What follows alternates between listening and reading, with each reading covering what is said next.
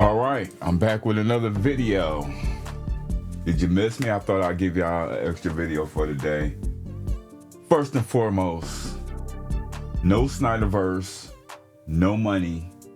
July 11th, we make our voices heard. We tell WB, James Gunn, Peter Safran that they're fired.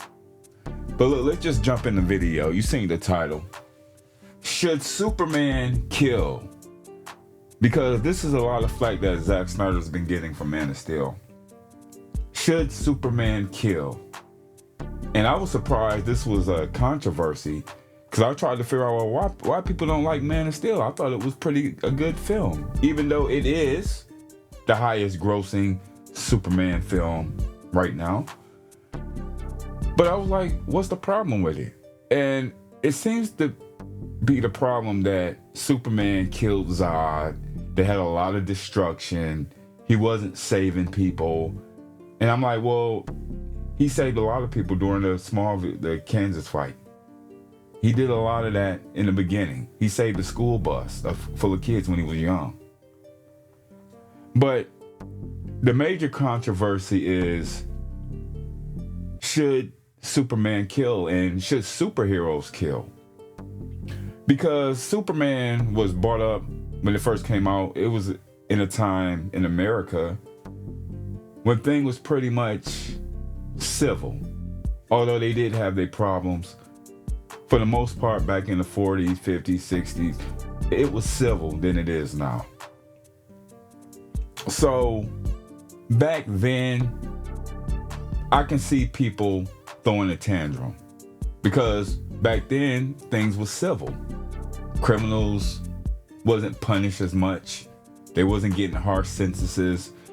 There wasn't a lot of random school shootings like it is now, because that's pretty much normal in America now. And it just got me to thinking, like, what is the problem that people had with the third act with Superman killing Zod? So I'm gonna just give you my take on it. And I think Superman should kill. But before I start rambling, let's just take a look at this video by the Russo brothers and Zack Snyder, who are a fan of the Justice League saga. They want to see Zack Snyder's Justice League completed. And I have a lot of respect for the Russo brothers. Now, I'm not too much familiar with their work. I know they did a lot of the Marvel stuff, like Infinity War and stuff like that, which was a good film.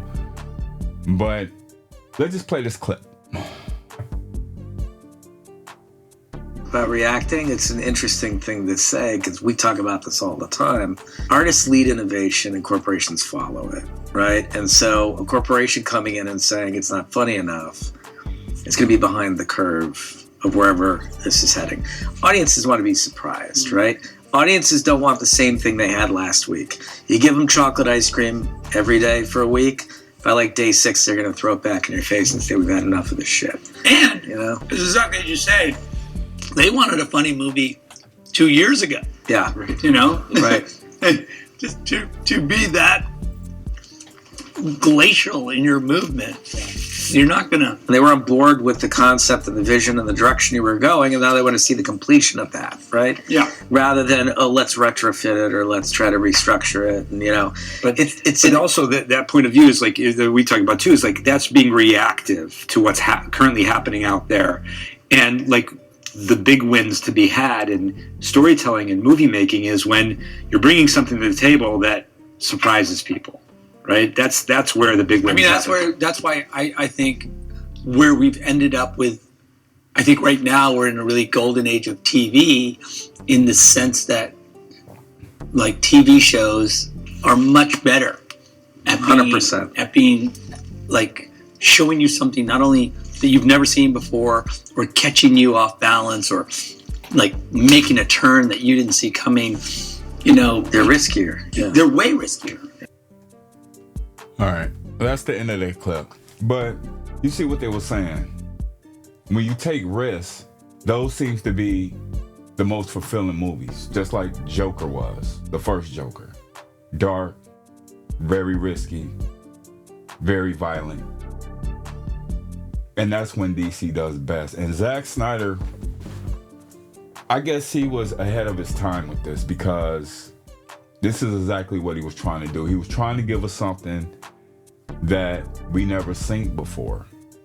Like, just in Batman vs. Superman, how brutal Batman was. We never seen a brutal Batman like that. But I don't want to get off topic. Let's just talk about Man of Steel. So, there's this controversy where people had a problem with Superman killing Zod and all the buildings being damaged and stuff like that. And I'm like, why? And I'm starting to realize we live in a soft, feminine society. And especially these men, because I see a lot of men complaining, and all ages apply. I just don't see the young generation complaining about this. I see older men that's older than me talk about this. And it's like, we have such a pussified generation to the point that we can't have stuff like this in our movies because of people like James Gunn babies, because that's pretty much that fit the profile. They're mainly concerned about this new Superman is that it looks bright and colorful, and it reminds them of the Christopher Reeves era. But that was back then in the 40s where things were civilized. If you was to write superheroes today, I wouldn't see them being so lenient on criminals, just based on the society that we live in. I mean, we live in a time where you can't even go to the store without a random gunman or somebody just shooting up the place. Hell, your kids can't even go to elementary school without some idiot shooting up the place. I mean, and this is part of the norm in America. This is part of the norm. So if you was to write superheroes today, a Superman today, he will be killing, because times is more harsher than they were back in the 40s. And this is why the trunks suck today, because that was back in the 40s era. But somehow you guys, you James Gunn fans and you soft, feminized men out here want to see this hopeful, jolly Superman. And it's like, why? We don't live in that reality no more. If you guys like that, won't just watch those movies, because this is not the time that we're living in. But I don't want to get off topic. But so Zack Snyder took risks, and this is why everybody is so captivated by his Snyderverse. I'm not the only person that doesn't want, his Snyderverse gone. There's a lot of people that want to see it. I mean, the Russo brothers is on here saying, man, I want to see the rest. I want to see the rest of that. I want to see the scenes between Lois and Bruce Wayne. I want to see that, because that's something that we never seen before. And the way he was describing it in his interview would have made everybody go, what the fuck? In a good way. And these guys said it correct. The ones that take the risk is the ones that get praised. If no one likes to see the shit over and over and over again, we seen this already. And this is not what DC fans want. This is why we want the Snyderverse, because it's something that we never seen before. But you have a group of babies that is against that, and somehow they're able to convince a studio to go against what the majority of the fans want. That's what I have a problem with. Because if Zack Snyder would have stayed on course, I believe DC will be the biggest comic book, film, or whatever right now, because they was willing to take the risk. The reason why Marvel is the success that it was is because directors like the Russo brothers taking risks. I mean, Infinity War, when I went to the theater and seen that film, it was crowded. And we didn't think Thanos was going to win. When he won, it left everybody in a fucking trance. So, and if you was to ask anybody what's the best MCU movie, most people would say Infinity War because it was that dark. I mean, you guys know how it was because you was in the theater when that happened, and you probably had the same feeling that everybody in the theater was, that what the theater had.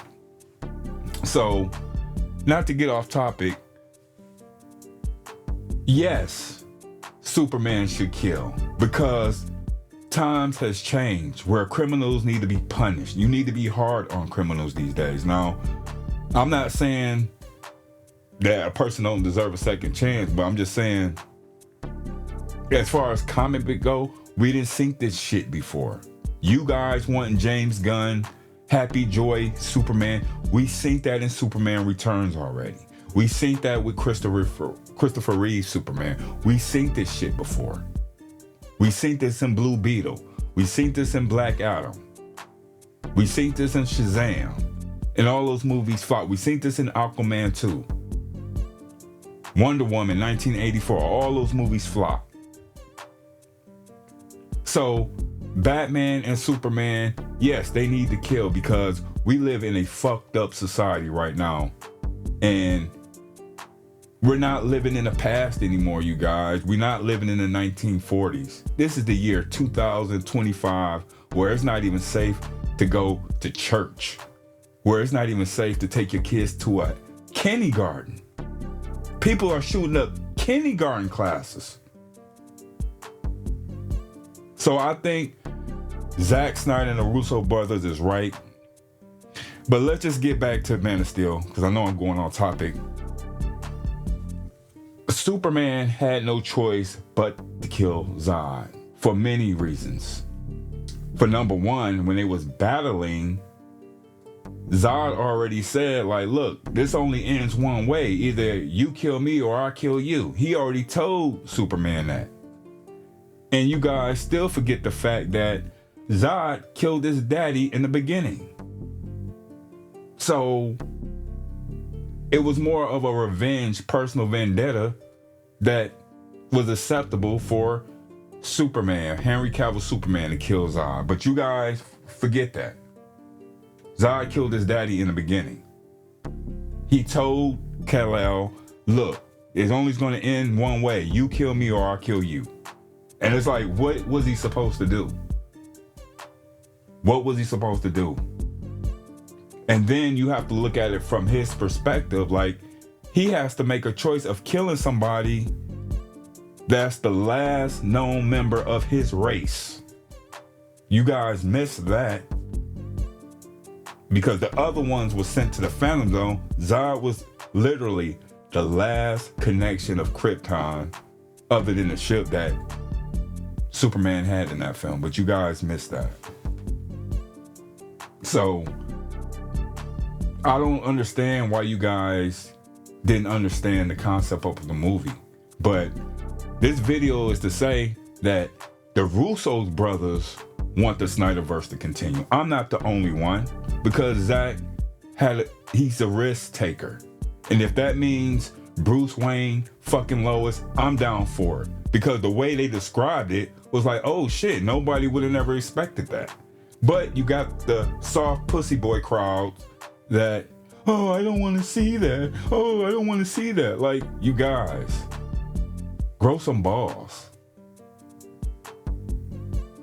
Like, and I realize, like, we can't keep doing the same thing over. That's one thing we can't do. This is why James Gunn's Superman Legacy is destined to flop, because if it's anything like Superman Returns or Christopher Reeves, the flop is coming. It's coming. You have to, I think Superman and Batman should be able to kill. I'll do another video on Batman. But I want to know what you guys think. Do you think the reason why we have such of a effeminate society is the reason why we can't get good movies, because they're a bad influence on the general public when they're just movies. And like, do you feel like this happy, joy, lucky shit, all bright, colorful, works in today's society? Because I don't think it does. I think these superheroes need to kill their adversaries. That's what I believe. But what do you guys think?